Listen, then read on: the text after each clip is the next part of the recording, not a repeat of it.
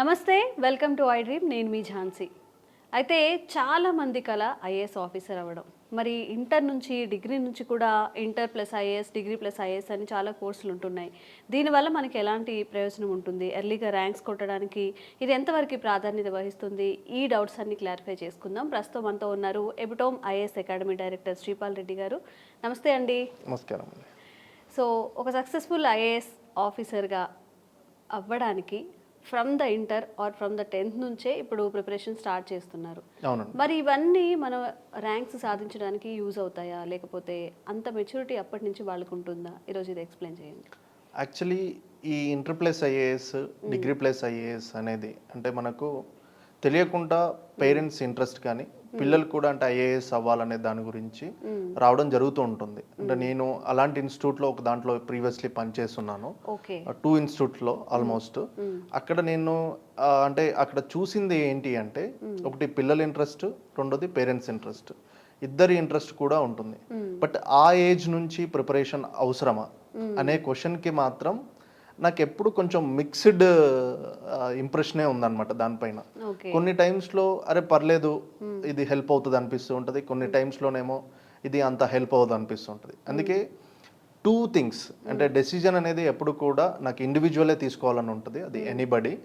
But నేను ఏంటి అంటే 2 పార్శ్వాలు దాని గురించి నేను చెప్దాం అనుకుంటున్నాను.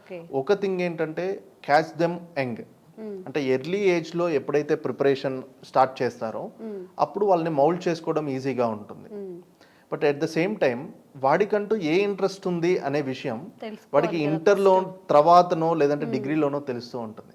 ఇప్పుడు ఫర్ ఎగ్జాంపుల్ వాడికి ఇంజనీరింగ్, మ్యాథ్స్ పైన ఇంట్రెస్ట్ ఉండి, టెక్నాలజీ మంచి యాక్యుమెన్ ఉండి వాడిని, లేదంటే బిజినెస్ యాక్యుమెన్ ఉండి వాడిని తీసుకొచ్చి మనం బిఏ కోర్సులో పడేస్తే ఆడు చాలా సఫర్ అవుతూ ఉంటాడు.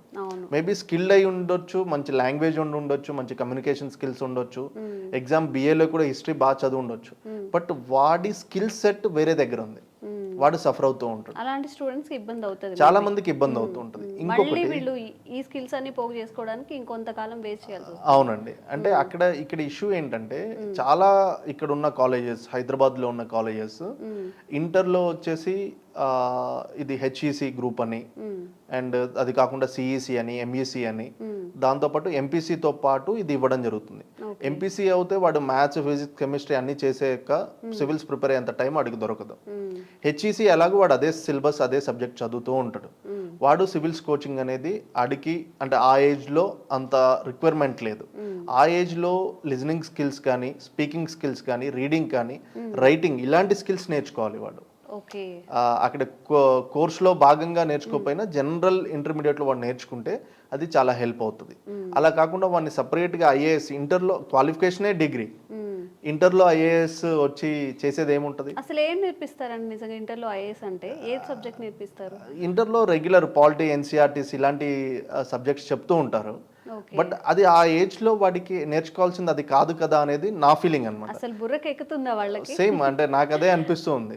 వాడు చాలా ఆడుతూ పాడుతూ నేర్చుకునే ఏజ్, అప్పుడే ఒక కెరీర్, అప్పుడే ఒకటి ఇది కాకుండా వాడికి ఫస్ట్ రిక్రూట్మెంట్ ఎగ్జామ్స్ కాంపిటీషన్ కాకుండా వాడికి నేర్పించాల్సింది ఏంటంటే కాంపిటేటివ్ ఎగ్జామ్ స్పిరిట్ నేర్పించాలి. అంటే సియూటీ ఎగ్జామ్ కానీ, క్లాట్ ఎగ్జామ్ కానీ, లేదా వేరే ఎగ్జామ్స్ ఇంటర్మీడియట్ బేస్డ్లో ఉన్న ఎగ్జామ్స్ కానీ, వీటి గురించిన అనాలిసిస్ని, వీటి గురించిన ఎగ్జామ్ ఓరియంటేషన్ని వాడికి నేర్పిస్తే వాడు మంచి యూనివర్సిటీస్కి వెళ్తాడు. ఢిల్లీ యూనివర్సిటీ కానీ, జేఎన్యూ కానీ, హైదరాబాద్ సెంట్రల్ యూనివర్సిటీ కానీ, లేదు మ్యాథ్స్ స్టూడెంట్స్ అయితే ఐఐటీస్కి కానీ, ఎన్ఐటీస్కి కానీ, ఇక్కడికి వెళ్తే వాడి ఎక్స్పోజర్ పెరుగుతుంది. సో అందుకు అంటే దీన్ని ఏదో ఎగ్జామ్కి తీసుకొచ్చి ఆ ఇంటర్ ప్లస్ ఐఏఎస్ ఆ కలపడమే నాకు కొంచెం, నా పర్సనల్గా అది కొంచెం ఇబ్బందిగా అనిపించే విషయం ఒక ఆస్పెక్ట్లో. సో అది కొంచెం కష్టంగా ఉంటుంది. కాబట్టి నేను నా పర్సనల్ సజెషన్ అయితే ఇంటర్ నుంచి ఐఏఎస్ చదవడం అయితే ఐ డోంట్ సపోర్ట్ దాన్ని. ఇంటర్ నుంచి అది అంత అవసరం లేదు, దాన్ని ప్రాపర్ వాళ్ళ కెరీర్లో చూసుకుంటే బెస్ట్. జనరల్గా మన పేరెంట్స్ మైండ్ సెట్ కూడా అలానే ఉంటుంది. Yeah. ఇప్పుడు వాళ్ళు ఏదైనా అనుకున్నప్పుడు మా అబ్బాయి ఇంజనీర్ అవుతారనో మా అమ్మాయి డాక్టర్ అవుతారు అన్నప్పుడు అవే వాళ్ళ మీద కూడా రుద్దుతూ ఉంటారు. వాళ్ళ ఆలోచనలు ఏవైతే ఉన్నాయో నువ్వు ఇదే అవ్వాలి అని చెప్పి. అవును. మీరు చెప్పినట్టు డిగ్రీ కంప్లీట్ అయ్యాకే నిజంగా దానికి ఒకటి డిగ్రీలో ఉన్నప్పుడు కానీ ఫైనల్ ఇయర్ నేను ఏం చేయాలనేది ఒక ఐడియా వస్తుంది. ఎస్, అంటే కెరీర్ని ఎలా మలుచుకోవాలనేది ఆల్మోస్ట్ ఒక 19-20 ఇయర్స్ వచ్చాక వాడికి తెలుస్తూ ఉంటుందండి. ఇప్పుడు డిగ్రీ ప్లస్ ఐఏఎస్ ఇంటర్ అయిపోయింది, ఇప్పుడు డిగ్రీ ప్లస్ ఐఏఎస్లో ఉన్న ప్రాబ్లం ఏంటంటే అక్కడ చాలా కోచింగ్ ఇన్స్టిట్యూట్స్ కానీ చాలా ఇవి పెట్టిన ఏవైతే కాలేజెస్ ఉన్నాయో వాళ్ళు BA డిగ్రీని ఆఫర్ చేస్తున్నారు.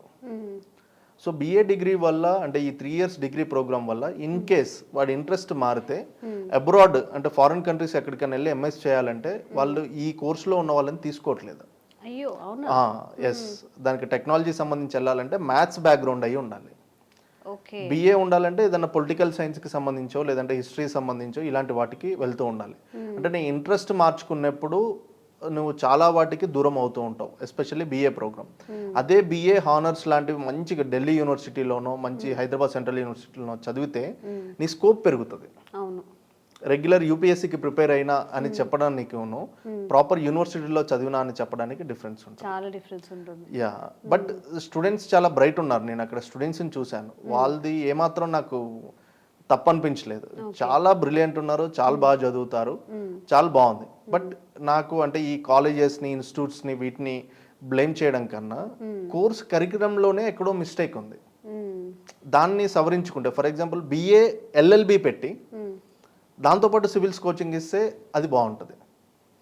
BBA పెట్టి దాంతోపాటు UPSC కోచింగ్ తీసుకుంటే ఇటు వాడికి కెరియర్ ఉంటుంది, ఎట్ ద సేమ్ టైం వాడికి UPSC ప్రిపరేషన్ ఇంట్రెస్ట్ ఉంటే అది కూడా అవుతుంది.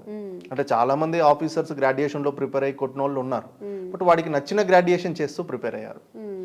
సో అందుకు అంటే దీని గురించే మేము ఎపిటోమ్ IASలో ఒక కోర్స్ డిజైన్ చేసామన్నమాట.